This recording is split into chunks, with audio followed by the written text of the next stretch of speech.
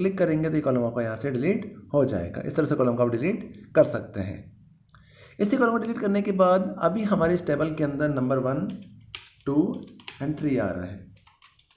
अब हम इसी टेबल के अंदर एक कॉलम, एक रो और ऐड करना चाहते हैं। तो अगर मैं इस 3 के बाद एक रो ऐड करना चाहता हूँ तो रो ऐड करने के लिए कर्सर यहाँ पड़ा हुआ है। यहाँ रखने के बाद आप यहाँ पर जाइए और इंसर्ट बिलो पे क्लिक कीजिए। जहाँ आपका कर्सर पड़ा उसके बिलो में नई रो ऐड करना चाहते हैं, जिससे बिलो पे क्लिक करेंगे नई रो इंसर्ट हो जाएगी। आप इसमें नया कॉलम नंबर ऐड कर सकते हैं।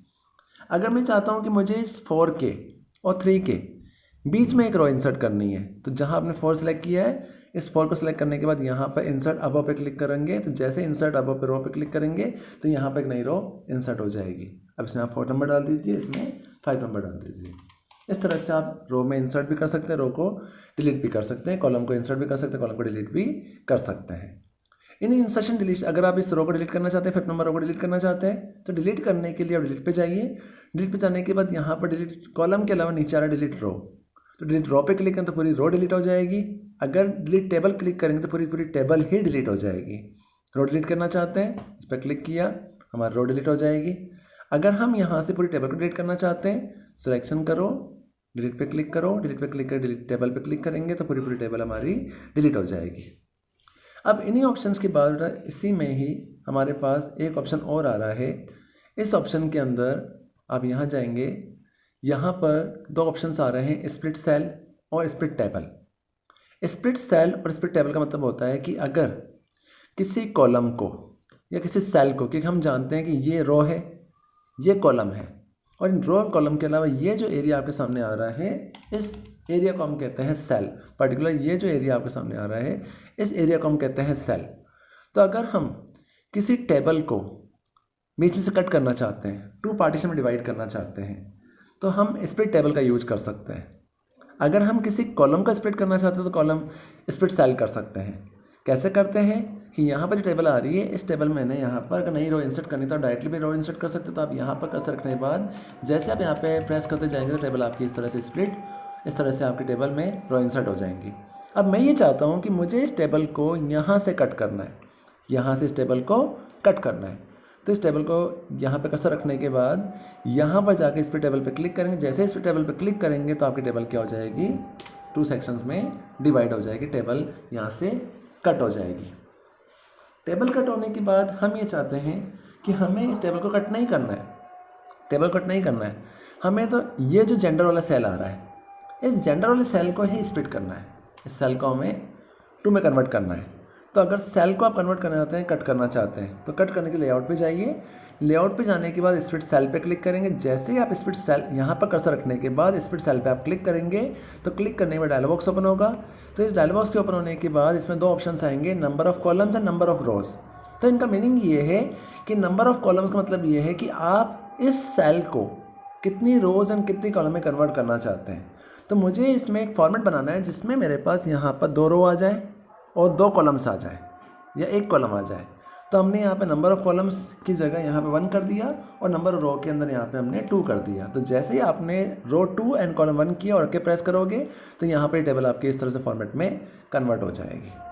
अब अगर आप ये चाहते हैं कि मुझे इस टेबल को, इस वाली सेल को, पर्टिकुलर इस वाली सेल को वापस से मुझे इसे 2 कॉलम में और 1 रो में कन्वर्ट करना है, तो आप यहाँ स्प्लिट सेल पे क्लिक करेंगे।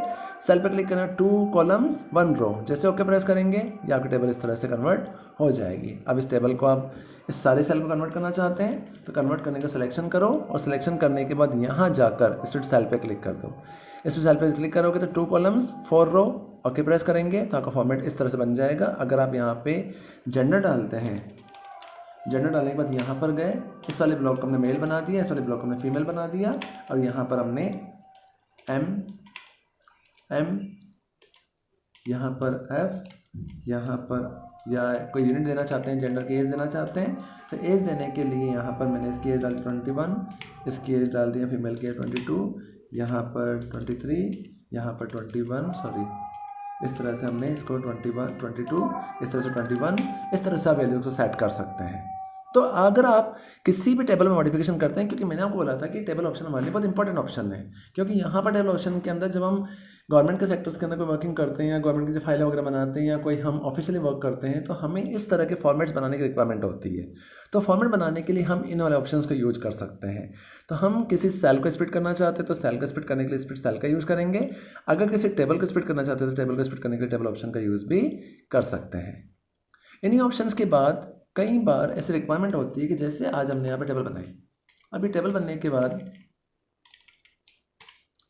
के बाद इस टेबल के अंदर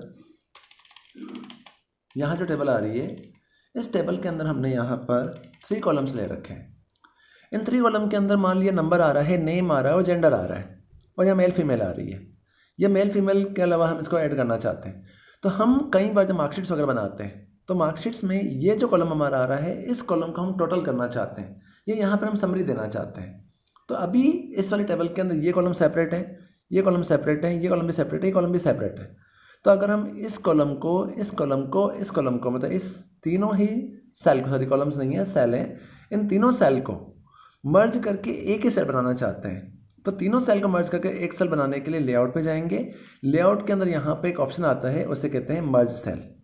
जब मर्ज सेल पे आप क्लिक करेंगे तो अभी आप देखेंगे तो हाईलाइट नहीं हो रहा है। ये कब हाईलाइट होगा? जब आप इन तीनों को सिलेक्ट करेंगे। तो आप इसको भी सिलेक्ट करो, इसको भी सिलेक्ट करो, इसको सिलेक्ट करो। तीनों सेल को सिलेक्ट करने के बाद जैसे आप यहाँ पर देखेंगे तो मर्ज सेल आपका हाईलाइट हो जाएगा।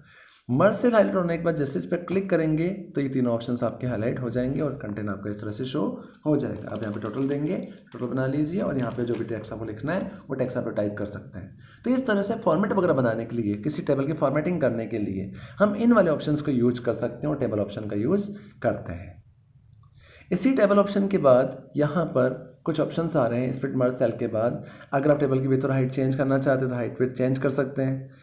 इसी के बाद यहाँ पर अलाइनमेंट ऑप्शन आ रहा है। इस अलाइनमेंट ऑप्शन का मतलब ये है कि जैसे आज हमने यहाँ पर टेबल बनाई, इस टेबल के अंदर हमारा फर्स्ट कॉलम जो आ रहा है नंबर, सेकंड कॉलम नेम आ रहा है। तो नेम जो कॉलम आ रहा है वो कॉलम हमारा बड़ा है, नेम हमारा यहाँ पे हाईलाइट हो रहा है। अगर हम इस टेक्स्ट को चेंज करना चाहते हैं, इसका लेआउट सेट करना चाहते हैं तो यहाँ पर जाकर आप अगर सेंटर चूज़ करेंगे तो नेम आपका सेंटर में आ जाएगा। अगर राइट करेंगे तो राइट में आ जाएगा। अगर मिडिल सेंटर में आना चाहिए, अलाइन सेंटर आना चाहिए तो इस तरह से आप सेंटर में ले सकते हैं। अगर डाउन में चाहिए तो डाउन में ले सकते हैं। अगर आपको राइट में चाहिए तो राइट में ले सकते हैं। तो इस तरह से आप अपनी मर्जी से किसी भी टेबल के कंटेंट को या किसी भी इंफॉर्मेशन को आप अपनी रिक्वायरमेंट के अकॉर्डिंग एडजस्टमेंट कर सकते हैं। तो इस अलाइनमेंट ऑप्शन का यूज़ होता है। इसी अलाइनमेंट ऑप्शन के बाद यहाँ पर सॉर्टिंग ऑप्शन आ रहा है, जो मैं आपको आगे नेक्स्ट क्लास में बताऊंगा। सॉर्टिंग में आप ऑलरेडी जानते हैं कि किसी टेबल के कंटेंट को सॉर्ट करने के लिए, हम अरेंज करने के लिए सॉर्टिंग ऑप्शन का यूज़ करते हैं। तो ये चीज़ें हम आगे एक्सेल में देखेंगे, उस समय हम समझ में आएंगी। इसी के बाद मेरा इसी टेबल का एक लास्ट ऑप्शन आ रहा है, that is a repeat header and row. Repeat header row. Repeat header row का मतलब क्या होता है उसको डिस्क्राइब कर देता हूँ। रिपीट हेडर रो का मतलब ये है कि जैसे इंसर्ट पे गए, इंसर्ट पे जाने पर टेबल पे क्लिक किया और हमने यहाँ पर एक 3 ब्लॉक की टेबल बना दी। टेबल को बड़ा करना है, यहाँ जाकर टेबल की विड्थ थोड़ी चेंज कर दी, बड़ी हो गई। यहाँ पहला कॉलम लिखा नंबर, सेकंड लिखा नेम, तीसरा लिखा एज। इन तीनों को सिलेक्ट किया, यहाँ जाकर इसकी साइज़ बड़ी कर दी। अभी अगर आप ये टेबल देखेंगे तो अभी हमारी टेबल यहाँ से स्टार्ट है, फर्स्ट टेबल चल रही है। जब इस टेबल का हम प्रिंट आउट लेते हैं, इस टेबल को बड़ा करते हैं तो हमने यहाँ पे टैब प्रेस किया और टेबल के अंदर मल्टीपल रोज़ को ऐड कर दिया। अब रोज़ को ऐड करने के बाद ये हमारा फर्स्ट पेज चल रहा है। इस फर्स्ट पेज के ऊपर हमारा कंटेंट यहाँ तक ही शो हो रहा है।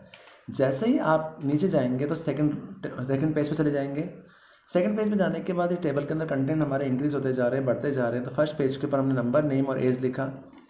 यहाँ पर इन्फॉर्मेशन फिल करने के बाद जब नेक्स्ट पेज पर गए तो वहाँ पर भी ये लाइन हमारी सेपरेटली चलती जा रही है। बट जब आप इस डॉक्यूमेंट का प्रिंट आउट निकालेंगे, जब इस डॉक्यूमेंट को आप प्रिंट करेंगे तो प्रिंट करने के बाद first page, then second page, then third page, जहाँ तक भी कंटेंट जा रहे हैं वहाँ तक हमारे पेजेस के प्रिंट आउट्स निकलेंगे। तो हर पेज हमारा सेपरेट होगा। तो हर पेज सेपरेट होने पर फर्स्ट पेज के ऊपर नंबर, नेम और एज आ रहा है और ये पेज के कंटेंट हमारे यहाँ तक डिस्प्ले हो रहे हैं। जैसे सेकंड पेज पर जाएंगे तो सेकंड पेज के ऊपर यहाँ पर नंबर, नेम और एज डिस्प्ले नहीं हो रहा है। तो कई बार ऐसे डाउट्स होते हैं कि हम इस कंटेंट को ओरिजिनल डिस्प्ले नहीं कर पाते, या पेज हमारे ऊपर नीचे हो जाते हैं तो, या पेज नंबर नहीं दे रखा है तो मैनेज नहीं कर पाते। तो हम ये चाहते हैं कि हर पेज के ऊपर जब हमारा इन्फॉर्मेशन एक पेज से दूसरे पेज पर जाए तो हर पेज के ऊपर फर्स्ट लाइन हेडिंग लाइन बन जानी चाहिए। तो अगर फर्स्ट लाइन को हर पेज पर हेडिंग लाइन बनानी है, हेडिंग लाइन बनाने के लिए आप यहाँ पर रिपीट हेडर रो को चूज़ कर सकते हैं। जैसे रिपीट हेडर रो पे क्लिक करेंगे तो क्लिक करने पर आप नीचे जाके देखेंगे तो आपके पेज के ऊपर ऑटोमेटिक नंबर नेम एज आ चुका है, सेकंड पेज पर नंबर नेम एज आ चुका है। इसी के बाद अगर आप यहाँ से उसको अप्लाई करने के बाद जब थर्ड पेज पर जाएंगे तो ऑटोमेटिक नंबर नेम एज आ जाएगा। जब इस डॉक्यूमेंट का प्रिंट आउट निकालेंगे तो प्रिंट आउट निकालते समय आपको डाउट नहीं होगा और हमें क्लियरेंस मिल जाएगा कि हम जब फर्स्ट पेज पे जा रहे हैं तो ये फर्स्ट पेज है, इस पर जो नंबर नेम एज आ रहा है। जैसे हम सेकंड पेज पे जाएंगे तो उस पर भी हमारी हेडिंग वापस रिपीट हो जाएगी, थर्ड पेज पर हेडिंग रिपीट होगी। इस तरह से जब प्रिंट आउट्स निकालते तो हमें डाउट्स नहीं रहते और हमारे कंटेंट ईजिली प्रिंट आउट्स मिल जाते हैं, निकल जाते हैं। तो हम नंबर नेम एज ऑप्शन को हर पेज को अप्लाई कर सकते हैं। इसके लिए रिपीट हेडर फुटर ऑप्शन का यूज करते हैं। अगर इस ऑप्शन को हटाना है, नंबर नेम एज को हटाना है, तो हटाने के लिए रिपीट हेडर को अनचेक कर दो। जैसे आप अनचेक करेंगे, अनचेक करने नीचे जाएंगे तो वो लाइन वहाँ से हट जाएगी और ऑप्शन आपका सिंपल ऑप्शन बन जाएगा। इस तरह से आप टेबल ऑप्शन का यूज कर सकते हैं। तो टेबल ऑप्शन एक इंपॉर्टेंट ऑप्शन है जिसके थ्रू हम किसी डॉक्यूमेंट के ऊपर डिफरेंट टाइप में लेआउट को डिसाइड कर सकते हैं और डॉक्यूमेंट को मैनेज कर सकते हैं, डॉक्यूमेंट बना सकते हैं और डॉक्यूमेंट को एक लुक में डिफाइन कर सकते हैं। तो ये हमारा एक इंसर्ट ऑप्शन है जो एक इंपॉर्टेंट ऑप्शन है। इसी के साथ मेरा वर्ड का डॉक्यूमेंट कंप्लीट हो रहा है। आई थिंक चैप्टर भी कंप्लीट हो रहा है। इसकी प्रैक्टिस कीजिए। नेक्स्ट इसके कुछ असाइनमेंट मैं सेंड करूँगा जिसको आप प्रैक्टिस करेंगे, बाकी नेक्स्ट क्लास में देखेंगे। Thank you.